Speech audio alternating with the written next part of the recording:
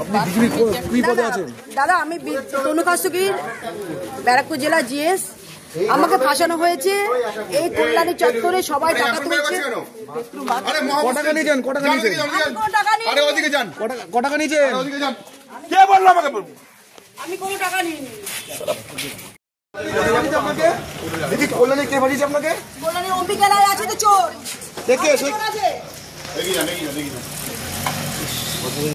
আপনারা দেখছেন আদর্শ তিতুমির পত্রিকার সঙ্গে রয়েছি আমি ধৃতরাষ্ট্র। আজকে আপনাদের দেখাবো যে বছর কয়েক আগেই কিন্তু রাজ্য সরকারের নির্দেশে সিআইডি তদন্ত শুরু করেছিল যে কল্যাণী এইমসে সেখানে কারা চাকরি দেওয়ার নামে প্রতারণা করেছেন। বড় বড় রাঘব বোয়ালদের নাম উঠে এসেছিল। সিপিএমের প্রাক্তন মন্ত্রী তথা বর্তমানের বিধায়ক বঙ্কিম ঘোষ, তার পরিবারের নাম উঠেছিল, কিন্তু সিআইডি কিন্তু কাউকে গ্রেপ্তার করতে সেই সময় পারেনি। আজকে আমরা দেখাতে চাই যে পুলিশ যদি চেষ্টা করে যে সত্যিকারে কোনো ঘটনা তদন্ত করবে, সত্যিকারে কোনো ঘটনা তদন্ত করে তারা ন্যায় বিচারের জন্য ধরে নিয়ে আসবে, তাহলে কিন্তু পুলিশ পারে। তাহলে দেখুন, সিআইডি যেটা পারলো না সেটা রানাঘাট পুলিশ জেলার কল্যাণী থানার অন্তর্গত ছোট্ট একটা পুলিশ ফাঁড়ি, গয়েশপুর পুলিশ ফাঁড়ি, সেই ফাঁড়ির যে ইনচার্জ উপস্থিত বুদ্ধি খাটিয়ে ধরে ফেললেন একেবারে এইমসে চাকরি দেওয়ার নাম করে টাকা তোলার মক্ষীরানীকে গ্রেপ্তার করলেন। আপনারা ভাবছেন যে কিভাবে এটা সম্ভব। আমরা দেখাবো আজকে আপনাদেরকে যে রানাঘাট পুলিশ জেলার কল্যাণী থানার অন্তর্গত যে ছোট্ট পুলিশ ফাঁড়ি গয়েশপুর, সেই পুলিশ ফাঁড়ির যিনি ইনচার্জ রয়েছেন জয় দাস, তার উপস্থিত বুদ্ধিতে কিভাবে যেটা সিআইডি পারছিল না সেটা করে দেখিয়ে দিলেন কিন্তু ওই থানার যিনি ওসি রয়েছেন সাব ইন্সপেক্টর জয় দাস। কিভাবে করলেন আপনারা জানতে চান তো? আচ্ছা, আগে একবার যাকে গ্রেপ্তার করলেন সেই ভদ্রমহিলা হচ্ছেন বিজেপির একেবারে প্রভাবশালী নেত্রী। একসময় তিনি তৃণমূল করতেন, কিন্তু এখন বিজেপির প্রভাবশালী নেত্রী। কয়েকদিন আগে ব্যারাকপুরের বিজেপি এবং তৃণমূলের প্রাক্তন সাংসদ অর্জুন সিং, তিনি কিন্তু গিয়েছিলেন এই বিজেপি নেত্রীর বাড়ি, যে বিজেপি নেত্রীর নাম হচ্ছে তনু খাস্তগির।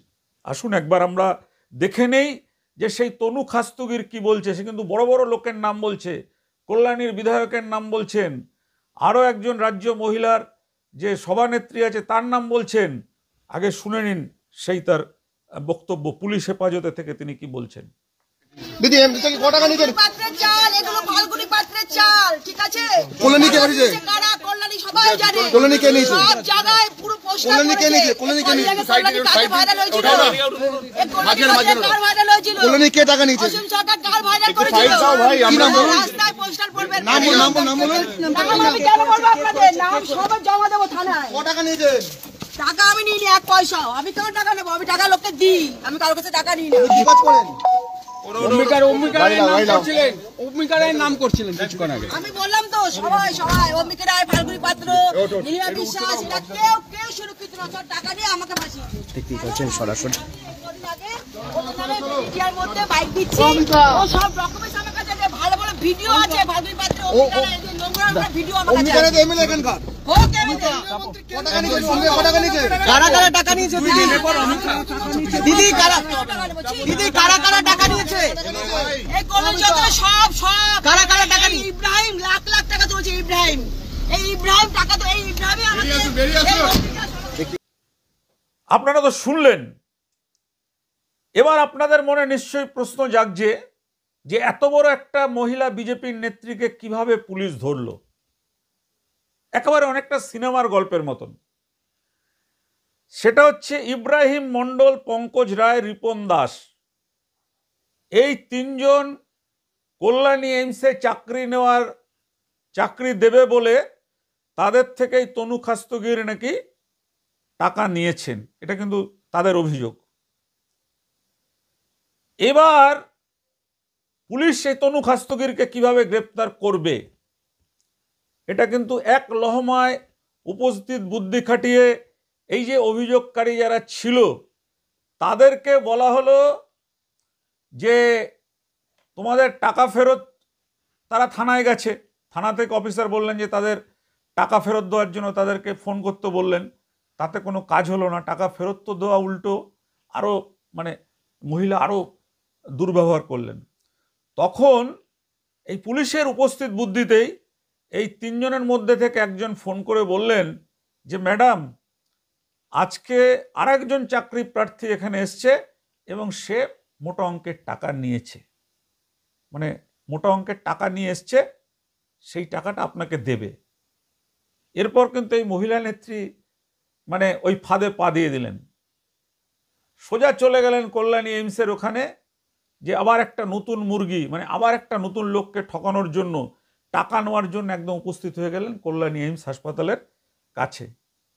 এবং সেইখান থেকেই কিন্তু পুলিশ এই গয়েশপুর ফাঁড়ির যে ইনচার্জ রয়েছেন জয় দাস, তিনি কিন্তু সেখান থেকেই তাকে গ্রেপ্তার করে নিয়ে আসলো গয়েশপুর ফাঁড়িতে।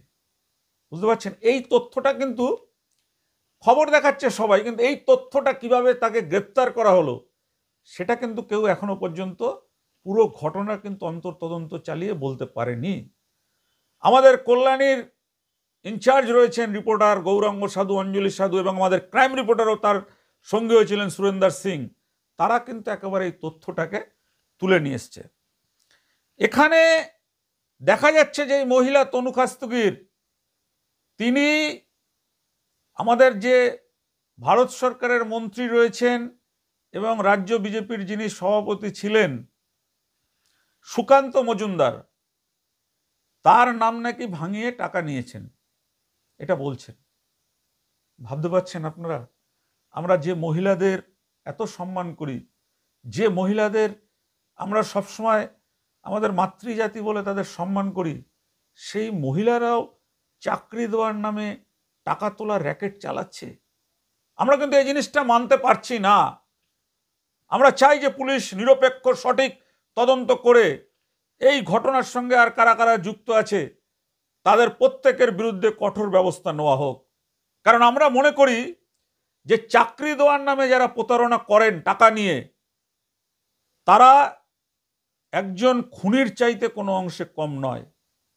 কারণ আমরা এমন দেখেছি যে মানুষ তার যে সারা জীবনের সম্বল, যে সম্বলটা রাখেন, টাকা হোক গয়না হোক রাখেন, তারপরে কিন্তু তার পরিবারের লোকদের একটা চাকরি হবে বলে তারা কিন্তু সেই তাদের শেষ সম্বলটা ওই চাকরি দেবেন যে বলেন প্রতারক, তারাতে তুলে দেন, তারপরে কিন্তু তারা চাকরি পান না।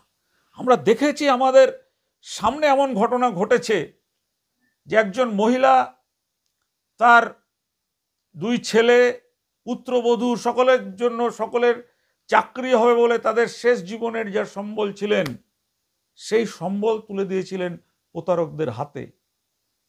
চাকরি তো হয়নি, উল্টে ওই মহিলা বিনা চিকিৎসায় ক্যান্সার রোগে, তার ছেলে বৌমা স্বামী চোখের সামনে দেখেছে স্ত্রী কিভাবে ক্যান্সার রোগে আক্রান্ত হয়ে মৃত্যুর পথে দিনের পর দিন এগিয়ে চলেছে, শেষ পর্যন্ত তিনি মারা গেলেন।